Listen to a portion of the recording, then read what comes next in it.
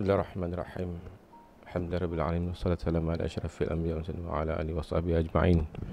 Rabbi syrah li sadri wa yassir li amri wahlul 'uqdatam min lisani yafqahu qawli. Untuk sesi yang ketiga ini saya akan menceritakan tentang komunikasi mesra. Komunikasi mesra ni adalah beberapa akhlak yang patut kita amalkan bagi memastikan komunikasi kita tu berkesan dan mesra. Pertama, jangan remehkan perkara yang serius. Maknanya kalau perkara tu dalam perbincangan kita, benda tu serius bagi orang yang kita sedang berinteraksi, jangan kita remeh-remehkan. Ini kita telah bicarakan, contohnya masa kisah seorang budak yang kata kucing dia mati, kucing dia sakit ke, kita jangan remehkan. Okey.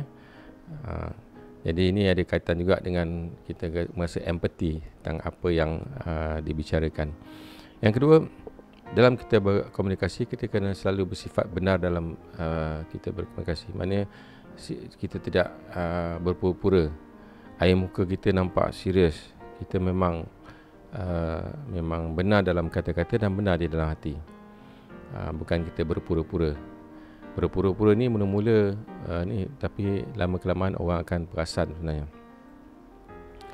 Dan bahasa bukan lisan dan bahasa lisan adalah sama, seharusnya datang dari hati yang suci. Jadi seperti mana dikatakan bahawa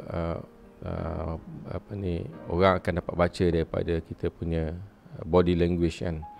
Kalau kita sedang marah contohnya, body language kita akan nampak kita sedang marah. Okay. Dan kalau kita sedang suka, kita kena tunjukkan kalau benda tu adalah benda yang menyukakan. Jadi bila kita berinteraksi, kita kena tunjuk body language yang selari dengan apa yang sedang dibicarakan. Seterusnya, tanamkan perasaan kasih sayang kepada orang lain, tidak kira kawan atau lawan. Ini penting ni. Maknanya kita nak pastikan bahawa komunikasi kita tu berjalan dengan lancar.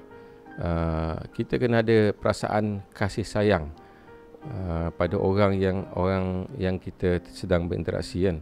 Tidak kira sama ada orang itu adalah kawan atau lawan, tidak kira mereka itu dari pemikiran ataupun parti politik yang lain, atau sama parti politik dengan kita, ataupun jemaah yang lain atau jemaah kita, ataupun maknanya kita kena tanamkan perasaan kasih sayang, kerana Muslim adalah bersaudara. Okey. Jadi kita kena ada perasaan ukhuwah tu kena merentasi segala-galanya. Kawal mimik muka ketika berkomunikasi. Kawal muka ni dan pergerakan diri daripada apa yang boleh memberikan makna bahawa kita tidak menyenangi keadaan atau kehadiran orang lain. Mimik muka tu penting. Cuba kita tengok cerita ni. Kami dah teliti semua proposal Encik Kamal. Nampaknya tak ada masalah.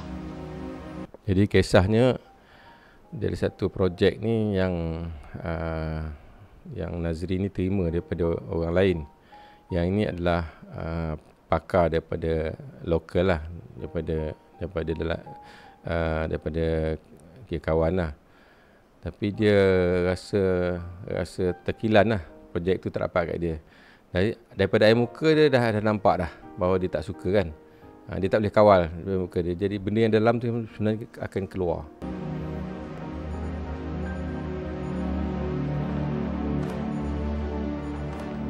Cik Kamal, Cik Nazri, saya minta diri dulu. Assalamualaikum. Waalaikumsalam. Jadi bila kita tak kawal muka kita, orang akan perasan. Ini benda yang sepatutnya kita sedari ya. Jadi sebenarnya pernah berlaku satu ketika dulu semasa saya menghadiri satu majlis yang kononnya ceramahnya bermula pukul 9 selepas tilawatul Quran. Budak-budak dah jam 6 lah. 9 tak habis, 10 tak habis, 11 tak habis. Jadi saya pastikan saya tak marah lah dalam ketika itu dan bersabar dan tunjuk muka yang manis lah. Alhamdulillah Allah memberi kekuatan kan. Sampai pukul 12 saya pun dengan rendah hati pergi ceramah lah sampai setengah jam saja. Dia tanya kenapa buat setengah jam je? Dah malam sangat dah, pukul 12 hingga 12.30.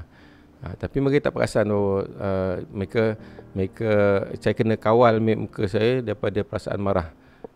Alhamdulillah kita dapat tahan marah. Sebenarnya muka ni dia cernaan daripada dalaman. Kalau kita dapat kawal dia dalaman kita, jadi insya-Allah benda tu akan mudah.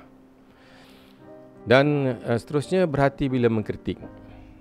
Bila kita nak kritik tu kita kena berhati sangat. Jangan main lepas je. Tengok keadaan orang tu. Dia ni boleh terima tak pandangan kritikan daripada kita. Kadang-kadang bila kita kritik orang kata kita merendahkan orang tu. Jadi kita kena berhati-hati. Itu saja insya-Allah untuk buat masa ni. Assalamualaikum warahmatullahi wabarakatuh.